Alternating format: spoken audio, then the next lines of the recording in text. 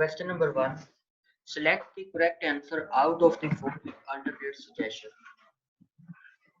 Number 1 है pressure remaining constant at which temperature the volume of gas will become twice of what is at 0 degrees Celsius. Pressure is constant. At which temperature we have to find the temperature at the volume of the gas become twice of that and it is at 0 degree Celsius to centigrade. 0 पे जो volume है वो उसका twice हो जाए तो वो किस टेम्परेचर पे होगा? प्रेशर कांस्टेंट है। तो वो कौन सा लॉ है जिसमें pressure is a constant? Charles law. ठीक है, तो इसका सॉल्यूशन है, तो in this temperature, let's suppose that the volume at 0 degree is a 1. Suppose कर लेते हैं, सिर्फ नहीं दिया हुआ था, हम सपोज कर लेते हैं 0 डिग्री पे 1 है, टेम्परेचर उस बताया हुआ है 0 डिग्री सेल्सियस डिग्री सेंटीग्रेड, यानी कि 273 की जमा किया तो 273 केल्विन आ गया। तो फाइनल वॉल्यूम उसने कहा है it's become of double of first one. First पहला है 1 तो V2 वॉल्यूम इसका डबल होगा 2, एक का डबल होता है 2। तो T2 टेम्परेचर क्या है? तो हम चार्ल्स लॉ अप्लाई करेंगे, तो उसमें होता है V1 over T1 is equal to V2 over T2। तो T2 वहां से निकालेंगे तो मिलेगा V2 multiply T1 over V1। तो 2 मल्टीप्लाई 270, आंसर आया 470, 450, 446 Kelvin and 446 Kelvin is the C is the correct one। Number 2 है number of molecules in one decimeter cube of water is close to this one। number of molecule in 1 decimeter of water is close to which one? ठीक है, इसका solution है कि 1 decimetre cube gas का जो है ना वॉल्यूम वाटर का वॉल्यूम दिया है, तो नंबर ऑफ मॉलिक्यूल्स बताने कितने होंगे। ठीक है, तो 1 डेसीमीटर क्यूब का मतलब कितना है? 1 डेसीमीटर क्यूब का मतलब है 1 किलोग्राम। ठीक है, हमें पता है अगर वॉल्यूम वाटर के लिए है तो इतना वॉल्यूम हो तो वो यानी 1 किलोग्राम 1000 ग्राम के बराबर। तो मॉलिक्यूलर मास ऑफ वाटर कितनी है? 18। Molecular mass of water is 18। तो mass divided by molecular mass करेंगे तो नंबर ऑफ मोल्स आ जाएंगे। मोल्स का क्या होता है? Given mass divided by molar mass. 1 decimetre cube का मास हुआ 1000 ग्राम। 1000 ग्राम को उसकी मास से डिवाइड कर दिया तो 55.55 मोल आ गया। 1 मोल में वाटर के मॉलिक्यूल्स होते हैं एवोगाड्रो नंबर 6.02 × 10⁻30।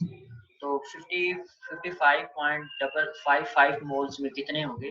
इतने से मल्टीप्लाई कर देंगे तो हमारे पास आंसर आ जाएगा। तो it's answer will B D. The correct answer will B D. ठीक है, नंबर 3 है 3। Which of the following will have the same number of molecules as STP? Standard temperature pressure पे सेम नंबर ऑफ मॉलिक्यूल्स, इसमें से कौन सा same number of molecules करता है ये बताना है। नंबर 3 एवोगाड्रो लॉ क्या है? पहले एवोगाड्रो लॉ की डेफिनेशन हमें पता वो था equal volume of all gases at same temperature and pressure contain equal number of molecules। अगर वॉल्यूम टेम्परेचर प्रेशर सेम है और गैस का वॉल्यूम बराबर है तो नंबर ऑफ मॉलिक्यूल की तादाद भी बराबर है। ठीक है, तो since CO2 and ammonia has same volume at STP therefore they will have the same number of molecules। Answer A आएगा।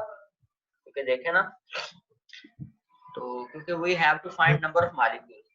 एवोगाड्रो लॉ के मुताबिक अगर STP है स्टैंडर्ड टेम्परेचर प्रेशर पे अगर इक्वल वॉल्यूम है तो नंबर ऑफ मॉलिक्यूल की तादाद बराबर होगी। आप देखते हैं किसमें किस का इक्वल वॉल्यूम है, तो इक्वल वॉल्यूम है 280 centimetre cube of CO2 and 280 centimetre cube of N2O nitrous oxide.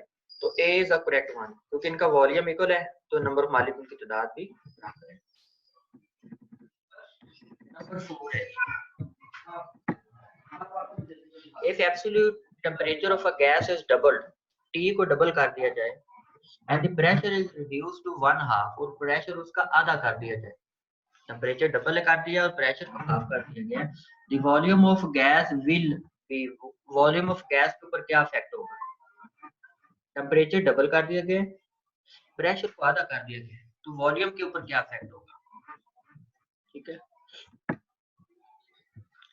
तो हम जानते हैं कि अकॉर्डिंग टू गैस लॉज क्या होते हैं, बॉयल्स लॉ कहता है volume is inversely proportional to pressure, Charles law कहता है volume is directly proportional to pressure. ठीक है, तो ये जो इक्वेशन है इसमें देखें, अगर टेम्परेचर को दुगना कर दिया गया और प्रेशर को आधा कर दिया गया, यानी टेम्परेचर को 2 हो गया और प्रेशर को 1/2 हो गया, तो वॉल्यूम कितना होगा? आप देख सकते हैं 2 ऊपर जाएगा तो उल्ट जाएगा ना, मल्टीप्लाई हो जाएगा, 2 की तरफ 2 4 आ जाएगा, यानी कि वॉल्यूम क्या हो जाएगा? 4 गुना हो जाएगा। वॉल्यूम क्या हो गया? 4 गुना। तो इसमें देखें इसमें 4 टाइम है, तो that will be the correct answer, यानी कि इस correct answer will be number B. Temperature is देखना नंबर बी है, वॉल्यूम इंक्रीज 4 टाइम्स, वॉल्यूम 4 गुना बढ़ जाएगा। नंबर 5 है, how should the condition be changed to prevent the volume of a given gas from expanding when its mass is increased? कहते हैं अगर mass increase की जाए तो वॉल्यूम इंक्रीज ना हो, मैस बढ़ा रहे, गैस डालते जा रहे हैं लेकिन वॉल्यूम बढ़े ना, तो वो क्या चीज होगी जिसमें हम इसको कांस्टेंट रख सकते हैं वॉल्यूम? तो इंक्रीज, तो वो हमारे पास जो आइडियल गैस इक्वेशन थी उसी को हम पहले देखेंगे। तो आइडियल गैस इक्वेशन क्या थी? हम जानते हैं कि टेम्परेचर के बढ़ाने से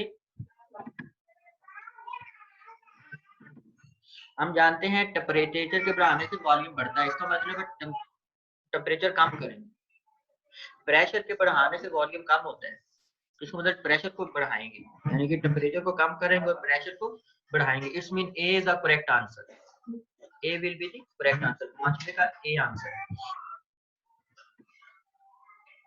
छठा देखिए, the molar volume of CO2 is maximum at, molar volume of CO2 is maximum at, किस पे मैक्सिमम होगा?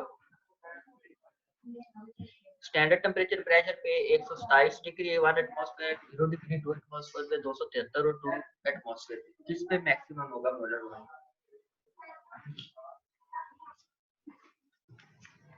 जी बच्चों, क्योंकि हम जानते हैं कि volume is directly proportional to temperature and inversely proportional to the pressure. ठीक है, तो directly proportional to temperature and inversely proportional to the pressure, तो इसका आंसर है बी, क्योंकि इसमें देखें temperature directly proportional to temperature, temperature यानी कि मैक्सिमम है ना, इसका मतलब वॉल्यूम टेम्परेचर सबसे ज्यादा और प्रेशर सबसे कम जिसमें होगा वो वाली कंडीशन इसमें ठीक होगी, क्योंकि वॉल्यूम मैक्सिमम तब होता है जब टेम्परेचर बहुत ज्यादा हो या वॉल्यूम बहुत ज्यादा, टेम्परेचर बहुत ज्यादा या प्रेशर बहुत ज्यादा कम हो। तो हमने वो कंडीशन चूज करनी है जिसमें टेम्परेचर जो है बहुत ज्यादा है और प्रेशर बहुत कम है। इसमें टेम्परेचर प्रेशर ज्यादा है, इसमें प्रेशर 1 एटमॉस्फेयर है, तो it mean this one. Standard temperature पे प्रेशर 1 एटमॉस्फेयर लेकर temperature 273 Kelvin, 273 Kelvin 0 degree Celsius degree, क्योंकि टेम्परेचर मैक्सिमम, इसमें बी में maximum, B is the correct answer. सातवां आ जाए,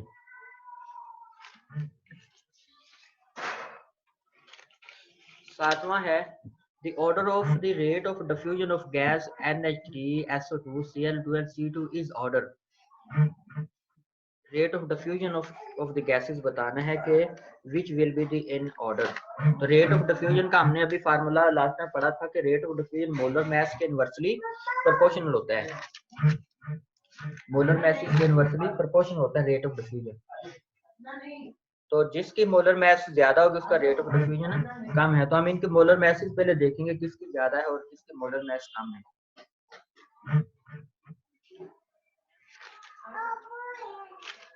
तो सबसे ज्यादा मोलर मास जो है अमोनिया, तो B will be the correct answer, B में सबसे ज्यादा, क्योंकि इसके 35 जमा 35 70 इसकी कैलकुलेट करें, इसकी कैलकुलेट करें, इसकी कैलकुलेट करें। इसकी 17 जमा 3 18 19 20, इसकी 20 है और 14 प्लस 3 7, इसकी 17 है, ठीक है, और इसकी 70 है। तो ये इस तरतीब से आएगा। इसके मोलर मास ज्यादा है तो रेट ऑफ डिफ्यूजन ज्यादा होगा, इसकी मोलर मास कम है तो रेट ऑफ डिफ्यूजन ज्यादा है, ठीक है, इनवर्सली प्रोपोर्शनल है ना, यानी कि ये रिलेशन लगती है। ये आ गई, ये देखिए R is inversely proportional to 1 over m, ये हमने ड्राइव की, इसलिए जिसकी मोलर मास सबसे कम होगी उसका रेट ऑफ डिफ्यूजन सबसे ज्यादा होगा। तो ये इस B वाली तरतीब ठीक है। इसकी 17 है, इसकी 14 जमा 32, ठीक है, इसकी 32 जमा 64, 32 जमा 32 की 64 है और इसकी 70 है, तो ये तरतीब ठीक है। नंबर 8 है equal masses of methane and oxygen are mixed, equal gases of methane or oxygen are mixed in an empty container at those 25 degrees centigrade. The fraction of total pressure exerted by the oxygen is this one. तो मोल, इसमें fraction of pressure निकालना है। Fraction of pressure we have to find. ये equal masses of methane, mass बराबर है, mess बराबर है are mixed in empty container at 25 degree. The fraction of total pressure exerted by the oxygen, oxygen का pressure कितना होगा ये निकालना है। तो हमने relation partial Dalton law partial pressure में क्या देखा था कि गैस का प्रेशर जो होता है वो मोल फ्रिक्शन के प्रोपोर्शनल होता है। गैस का जो प्रेशर है वो मोल फ्रिक्शन के प्रोपोर्शनल होता है। तो हम इसको इधर से सोल्व करते हैं। ये देखिए, क्योंकि हमने पढ़ा था किसी गैस का जो प्रेशर है वो मोल फ्रिक्शन के प्रोपोर्शनल होता है। तो पहले हम मोल फ्रिक्शन निकालेंगे सबके, फिर देखेंगे किसका गैस का प्रेशर जो है वो सबसे ज्यादा है और किसका कम है। तो गैस हमें पता है मीथेन गैस का 32 है, ऑक्सीजन का भी 32 है। Thus it has 2 mole of this and 1 mole of methane. तो मीथेन के 2 मोल बने और ऑक्सीजन का 1 मोल बना, ठीक है। वो एक 32 ग्राम है, इसको 32 से डिवाइड करें, मीथेन के 2 मोल है और ऑक्सीजन का 1 मोल है। तो correct answer will be the A 1/3, क्योंकि टोटल कितने हुए 2, 1 मीथेन का, ठीक है, 2 मीथेन के और 1 ऑक्सीजन का, टोटल 3 मोल हुए ना। तो ऑक्सीजन का कितना मोल फ्रिक्शन क्या होता है, ऑक्सीजन के मोल divided by total mole. Oxygen के मोल 1 है और टोटल मोल 2 जमा 1 3, तो ए इज द करेक्ट आंसर। तो ये 8 एमसीक्यू जो है ना हमारे कोर्स में शामिल है। इस तरह क्वेश्चन नंबर बी टू है fill in the blanks. Question 2 है fill in the blanks.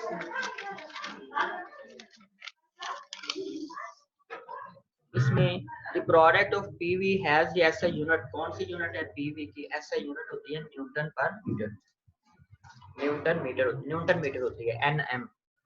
SI की यूनिट क्या है, न्यूटन मीटर, ठीक है। ये हमारे कोर्स में 1 2 3 4 नंबर नहीं है, बाकी सारे शामिल हैं। पहले में आएगा एनएम, तो मैं इधर से की से आपको दिखा,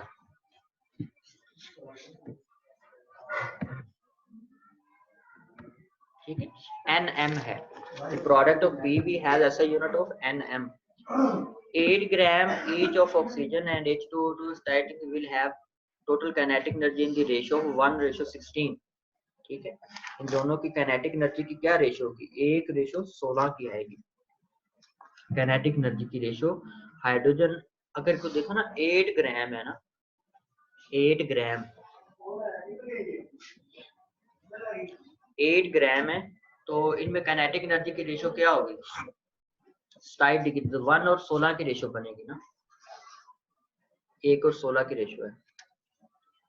अगला है smell of cooking gas during leakage from gas cylinder is detected because of the property of dash. जब गैस लीक होती है तो हमें गैस की स्मेल आती है, तो वो क्यों होती है, वो एक्चुअली डिफ्यूजन ऑफ गैस होती है। क्योंकि जब गैस लीक होगी तो वो हवा में फैलेगी, डिफ्यूज करेगी। डिफ्यूजन कहता है किसी का दूसरे में मिक्स हो जाना, फैल जाना। तो सुई गैस वाली गैस जो है वो दूसरी हवा वाली गैस में फैलेगी, तो वो डिफ्यूजन करती है। तो यहाँ पे आएगा वर्ड डिफ्यूजन।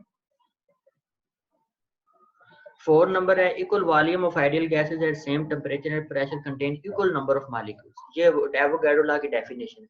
इक्वल वॉल्यूम और इक्वल दोनों में, एक में वॉल्यूम आएगा दूसरे में इक्वल। Number 5 है, the temperature above which a substance exists only as a gas is called dash. जी, ये वाला कोर्स में नहीं शामिल है। 5 नंबर इसको बोलते हैं क्रिटिकल टेम्परेचर। यहाँ पे क्रिटिकल टेम्परेचर है। तो इस तरह क्वेश्चन नंबर 2 भी क्लियर है। अब देखें क्वेश्चन नंबर 3 पे चलिए।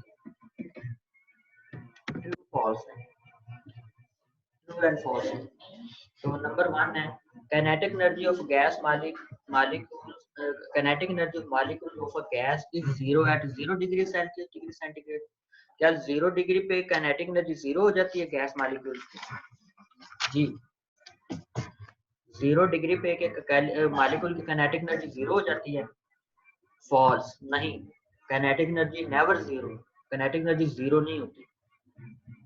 ठीक है, काइनेटिक एनर्जी 0 डिग्री पे 0 नहीं होती। 0 डिग्री का मतलब 273 केल्विन। काइनेटिक एनर्जी अगर 0 होती है ना माइनस 273 की, तो इट इज फॉल्स, एफ लिखेंगे। नंबर 2 है, a gas is in closed container with will exert much higher pressure at the bottom due to gravity than at the top. एक gas जो सिलेंडर में बंद है, क्या उसके मॉलिक्यूल बॉटम में ज्यादा प्रेशर एक्सर्ट करते हैं as compare to top, gravity के इन्फ्लुएंस की वजह से? जी, तो हमने वो काइनेटिक के जो काइनेटिक थ्योरी के पोस्टुलेट्स पढ़े थे, उसमें एक पोस्टुलेट था कि गैस के मोशन के ऊपर ग्रेविटी का कोई इन्फ्लुएंस नहीं होता। गैस के मोशन के मॉलिक्यूल के मोशन के ऊपर ग्रेविटी का कोई इन्फ्लुएंस नहीं होता, इसलिए ये भी फॉल्स है। क्योंकि इन्फ्लुएंस नहीं होता तो वो प्रेशर सभी जैसा एक्सर्ट करते हैं। It is also false. तो क्वेश्चन नंबर 3 में ये 2 पॉइंट्स हैं। इसके बाद क्वेश्चन नंबर 8 है, इसमें बाकी आपके कौन से निशान? Question number 8, drive the unit of gas constant R in general gas equation. ये हमने पहले कर लिया था, तो आप इसको ड्राइव करेंगे घर में बैठ के क्वेश्चन 8 को। क्वेश्चन नंबर 9 है, what is Avogadro law of gases. इसको हल करें। ठीक है, मैं ये की से अब की पे जा रहा हूँ। क्वेश्चन नंबर 8 क्वेश्चन नंबर 8 की बात कर रहे हैं। क्वेश्चन नंबर 8 का आपका होमवर्क घर में बैठ गया है। 8 का जो ए पार्ट है, व्हेन द प्रेशर, ये आप यूनिट्स ड्राइव कीजिएगा, टेक्स्ट बुक में दी हुई है, वहां से आप देख लीजिएगा पीछे। क्वेश्चन नंबर 9 है, define Avogadro law. What is Avogadro law? हमने वो पढ़ा हुआ है ना कि equal volume of all gases under standard temperature and pressure contain same number of molecules. तो आप डेफिनेशन वो याद करें, इसको थोड़ा सा डिटेल में भी लिखें, क्योंकि मॉलिक्यूल एक दूसरे से 3 से गुना दूर होते हैं। तो कोई भी गैस हो, चाहे वो ऑक्सीजन है, मीथेन है, बड़े बड़े मॉलिक्यूल साइज वाले, छोटे मॉलिक्यूल, सबका वॉल्यूम जो है अगर बराबर है तो नंबर मॉलिक्यूल बराबर होगी, क्योंकि ये साइज पे डिपेंड करता है, मास पे डिपेंड नहीं करता।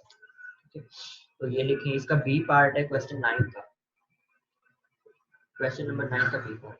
Do you think that 1 mole of H2O2 and 1 mole of ammonia at 0 degrees Celsius centigrade and 1 atmosphere pressure will have Avogadro number of particles? If not, why? 1 mole hydrogen है, 1 मोल ammonia है 0 degree Celsius centigrade और 1 atmosphere pressure है। क्या इनमें Avogadro number of particle है? ठीक है, तो हम जानते हैं किसी भी चीज का 1 मोल टेम्परेचर प्रेशर चाहे जितना भी है, 1 मोल के अंदर हमेशा एवोगैड्रो नंबर ही होते हैं। तो ये 1 मोल हाइड्रोजन है, 1 मोल अमोनिया, तो इसका मतलब है yes they contain Avogadro number of particle. Okay, C part है इसका क्वेश्चन 9 का। Justify that 1 centimeter cube of H2O2 and 1 centimeter cube of ammonia at STP will have same number of molecules when 1 molecule of methane is 8 times heavier than that of hydrogen. तो ये वही बात आ गई कि अगर equal volume है, देखा ना, 1 सेंटीमीटर क्यूब ऑफ ये है, 1 सेंटीमीटर क्यूब ऑफ ये है, वॉल्यूम बराबर है और टेम्परेचर प्रेशर भी बराबर है, तो इनमें नंबर ऑफ मॉलिक्यूल की तादाद बराबर होगी। देखना, वो कहता है कि नंबर ऑफ मॉलिक्यूल की तादाद बराबर है, लेकिन मीथेन के मॉलिक्यूल का मास जो है वो 8 है, 8 गुना वो हाइड्रोजन से भारी है। तो क्योंकि ये मालिक्यूल एक दूसरे से 300 गुना दूर होते हैं, तो ये ना मैस पे डिपेंड करता है, ना स्मॉल साइज या बिगर साइज होने पे डिपेंड नहीं करता। तो इसलिए दोनों का जो है नंबर ऑफ मालिक्यूल बराबर होंगे। तो हम पहले ये पढ़ चुके हैं अपनी टेक्स्ट बुक के अंदर, कि इसका आंसर एवोगैड्रो लॉ के अंदर लिखा हुआ है, वहां से इसको चेक करें। क्वेश्चन नंबर 10 आपके कोर्स में, क्वेश्चन नंबर 9 और क्वेश्चन नंबर 16 पे आ गए। क्वेश्चन नंबर 16, तो ढकेल जर्नी बाबा अपना क्वेश्चन नंबर 16 है देखिए। एंटर बी से लाता है, बात एंटर बी है।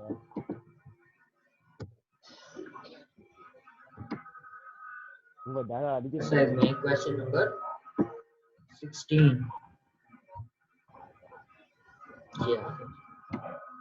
ये मिल गया सबको, ठीक है। तो मैं स्टेटमेंट पढ़ता हूँ। ये कहता है helium gas in 100 centimetre cube container at a pressure of, इसका गैस का वॉल्यूम इतना है और प्रेशर इतना है, is transfer to a container with a volume of 250 centimetre cube, what will be the new pressure. तो नया प्रेशर बताना है। If change in temperature occur and B and temperature change from this to this centigrade, यानी एक gas को छोटे container से बड़े कंटेनर में डाला गया, एक सिलेंडर से दूसरे बड़े सिलेंडर में डाला गया। छोटे सिलेंडर में उसका प्रेशर टेम्परेचर प्रेशर दिया है, बड़े सिलेंडर का वॉल्यूम दिया है। तो हमने बताना है कि टेम्परेचर की चेंज होगी अगर टेम्परेचर चेंज कितने से कितने हैं। ए और बी पार्ट दो सॉल्व करें। तो इनिशियल वॉल्यूम दिया हुआ है, ठीक है, फाइनल वॉल्यूम भी दिया है। पहले तो फाइनल प्रेशर निकाले ना बॉयल ला यूज करके, P1 V1 P2 V2। तो फाइनल प्रेशर आप कैलकुलेट कर लेंगे यहाँ से 200। अब कहता है टेम्परेचर चेंज किया जाए। अगर टेम्परेचर वो कहता है पहला टेम्परेचर है 20 डिग्री, दूसरा टेम्परेचर है 15 डिग्री, ठीक है। पहला टेम्परेचर है 20 डिग्री, दूसरा टेम्परेचर है 15 डिग्री। तो प्रूफ करना है कि दोनों में, तो फिर फाइनल प्रेशर क्या होगा, ठीक है। तो अब इसमें P2 निकालना है, बाकी सारी वैल्यू वही है, P1 हुई है, P1 हुई है, P2 हुई है, P2 निकालना है। टेम्परेचर T1 दिया हुआ है, T2 दिया हुआ है, कैलकुलेशन करें तो आपके पास यहाँ से आ जाएगा 196.6। तो क्वेश्चन नंबर 17 है इसके बाद। What are the densities in kilogram per centimeter cube of the following gas at STP? Pressure कितना है 101325 newton per metre, temperature 273 Kelvin and molar mass in kilogram per mole. तो we have to calculate density, D calculate करनी है, methane की, oxygen की और hydrogen की। Temperature भी दिया हुआ है, एसटीपी का मतलब है टेम्परेचर भी दिया हुआ है, प्रेशर भी दिया हुआ है, ठीक है। मोलर मैसेज का हमें पता है कि ऑक्सीजन की कितनी होती है, मीथेन की, ये तीन चीजें हमें मालूम है। तो डेंसिटी कैलकुलेट करनी है। टेम्परेचर दिया हुआ है 273 kelvin, pressure 10 13 25 Newton per metre square. Methane की मोलर मास, पहले मीथेन की बात करते हैं। मीथेन की मोलर मास होती है 16, ठीक है ना, 12 मीथेन CH3 है ना, 12 कार्बन की और 4 हाइड्रोजन की, 12 जमा 4 16। तो डेंसिटी हम कैलकुलेट, आर की वैल्यू में पता है 8.314 जूल केल्विन इनवर्स, ठीक है। यूनिट इसका ख्याल रखना है। तो डेंसिटी का फार्मूला हमने ड्राइव किया था PM/RT, PM/RT। प्रेशर, M क्या था मॉलिक्यूलर मास, R क्या था एब्सोल्यूट, R क्या जनरल गैस कांस्टेंट, T क्या था एब्सोल्यूट टेंपरेचर। तो P की वैल्यू, R M की वैल्यू, R की वैल्यू और T की वैल्यू लगाएं। लेकिन यहाँ पे नोट ये रखना है कि जो मोलर मास है ना, M की वैल्यू ग्राम पर मोल में होती है ना, ग्राम पर मोल में। तो हम यहाँ पे जो मास है वो किलोग्राम में ऐड कर रहे हैं। तो पहले 16 जो को हम किलोग्राम में बदलेंगे, तो 1000 से डिवाइड किया तो किलोग्राम में आ गई। तो फिर ये वाली वैस, तो ये मीथेन की डेंसिटी आ गई। इसी तरह आप ऑक्सीजन की निकाल लेंगे, सिर्फ आप यहाँ पे बाकी सारा कुछ वही है। ऑक्सीजन की मास 0.032 लगाएंगे, बाकी सारा फार्मूला वही है। सेम आप हाइड्रोजन की निकालेंगे, हाइड्रोजन की मॉलिक्यूलर मास डिफरेंट है, बाकी सारा एक्सपेरिमेंट, ठीक है। उसके बाद कहता है बी पार्ट है, compare the values of density in proportion to their molecular masses. तो डेंसिटी कंपेयर करें, किसकी ज्यादा है, किसकी कम है, किसकी उससे कम है। तो जो आपने आंसर निकाले उसमें देख लें सबसे ज्यादा किसकी डेंसिटी आ रही है, फिर उससे कम किसकी आ रही है, फिर उससे कम किसकी आ रही है, तो आप उसको इस ऑर्डर में लिख दें। ऑक्सीजन की सबसे ज्यादा, फिर मीथेन की, फिर हाइड्रोजन की डेंसिटी आ रही है। सी पार्ट है, how do you justify that increase of volume from up to 100 centimetre cube at 27 degree centigrade of 2 mole of ammonia will allow the gas behave ideally behave करती है। तो इसका answer है by increasing the volume of ammonia the molecule of methane become widely separated as a result force for attraction between ammonia molecule become less and hence it behave ideally। ठीक है, ideal gas तब होती है जब molecule का जो वो बहुत ज्यादा मॉलिक्यूल एट हाई टेम्परेचर और लो प्रेशर पे गैस आइडियल होती है। तो इसमें इसने कहा कि अगर वॉल्यूम इंक्रीज करें तो वॉल्यूम इंक्रीज करेंगे तो साफ ज़रा मॉलिक्यूल एक दूसरे से दूर चले जाएंगे। दूर जाने का मतलब क्या, उनके आपस में जो फोर्स फॉर अट्रैक्शन कोई अगर है भी है तो वो भी खत्म हो जाएगा, तो गैस आइडियल होती है। इस तरह क्वेश्चन नंबर 18 है, a sample of a krypton with a volume of this। इसको सॉल्व करते हैं। क्वेश्चन नंबर 18 को, a sample of a krypton with a volume of this, इसका वॉल्यूम है 6.25, ये V1 लिखा है 6.25 and a pressure of 765 torr, तो प्रेशर लिखा हुआ है 765 टो, ये P1 है and a temperature of 20 degree centigrade और T1 है 20 डिग्री सेंटीग्रेड। इसको 273 जमा करेंगे 293 केल्विन आ गया। एक्सपैंड, गैस को एक्सपैंड किया गया है यानी उसको थोड़ा सा हिलाया गया है टू अ वॉल्यूम, और उसका नया वॉल्यूम जो है वो 9.55 डेसीमीटर क्यूब है, यानी V2 क्या है 9.55 decimetre cube and a pressure of 375 torr, और P2 है उसका नया जो प्रेशर है P2 है 375 टॉन।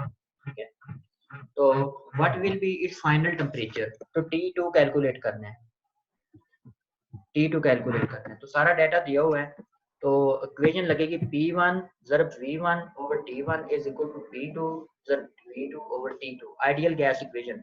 तो यहाँ पे सारा डाटा पुट करें तो T2 को आप साइड पे ले जाएं तो बन जाएगा T1 over P1 ज़रब P2 multiply, ये इक्वेशन आ जाएगी। तो यहाँ पे वैल्यू पुट करके आप T2 की वैल्यू कैलकुलेट कर सकते हैं। इस तरह क्वेश्चन नंबर 19 है, working at vacuum line chemist isolated a gas. ठीक है, वैक्यूम लाइन पे काम करते हुए एक साइंटिस्ट है, उसने गैस को अलग किया इन अ वेटिंग बल्ब, एक बल्ब में with a volume of 255 centimetre cube, एक बल्ब में उसने गैस इकट्ठी की और उसका वॉल्यूम है 255 यानी कि बी है 255 सेंटीमीटर क्यूब। तो पहले इसको डेसीमीटर क्यूब में बदल लें, तो 1000 सेंटीमीटर क्यूब हो तो एक डेसीमीटर क्यूब होता है, 1000 सेंटीमीटर क्यूब हो तो एक डेसीमीटर क्यूब होता है। तो इसको 1000 से डिवाइड करेंगे तो ये डेसीमीटर क्यूब में बदल गया 0.255 डेसीमीटर क्यूब। ठीक है, आगे क्या लिखता है, at a temperature of 25 degree centigrade, T क्या है 25 डिग्री, 25 में 273 जमा कर दें तो 298 केल्विन आ गए, केल्विन में बदल गया। Under a pressure in a bulb of 10 torr, और प्रेशर गैस का कितना है बल्ब के अंदर, जो उसने बल्ब में गैस इकट्ठी की है ना उसका वॉल्यूम ये है, टेम्परेचर ये और गैस का प्रेशर ये है 10 टॉर है, TWN, तो P जो दिया वो 10 टॉर है। तो इसको एटमॉस्फेयर में पहले बदल लें, तो हम जानते हैं कि 760 टॉर होता है एक एटमॉस्फेयर के बराबर, 760 टॉर 760 से डिवाइड करेंगे तो ये बन गया 0.01316 एटमॉस्फेयर। आगे लिखता है दी गैस वेट इज 12.1 ग्राम, और बल्ब जो उसने गैस इकट्ठी की है उसका मैस है 12.1 मिलीग्राम। तो क्योंकि मिलीग्राम में तो हम यूनिट नहीं यूज करते हैं, तो पहले इसको ग्राम में बदलें, तो 1000 मिलीग्राम 1 ग्राम के बराबर होता है, तो इसको 1000 से डिवाइड करेंगे तो ये ग्राम में बदल गया, ये बन गया 0.0121 gram. What is the molecular mass of that gas, तो m की वैल्यू कैलकुलेट करनी है, m capital m molar mass calculate करनी है। r की वैल्यू हम क्योंकि देखिए वॉल्यूम डेसीमीटर क्यूब में ले रही हैं, टेम्परेचर केल्विन में ले रही हैं, प्रेशर एटमॉस्फेयर में ले रही हैं, मास ग्राम में ले रहे हैं, तो r की वैल्यू इसी यूनिट में एटमॉस्फेयर डेसीमीटर क्यूब मोल और केल्विन में आएगी 0.0821। ठीक है, यहाँ पे r की वैल्यू यूनिट देख के एडजस्ट करनी है, ये आप ज़हन में रख लें। तो m कैलकुलेट करनी है, तो हम जानते हैं कि जनरल गैस इक्वेशन थी m is equal to m RT over P, ये हमने ड्राइव की, आपने टेक्स्ट बुक में देख लीजिएगा कि m की वैल्यू निकालनी थी m RT over P V। तो m की वैल्यू निकाल दें, सब की वैल्यू पुट करें यहाँ से, अब मोलर मास कैलकुलेट कर लेंगे। इसके बाद क्वेश्चन नंबर 20 है।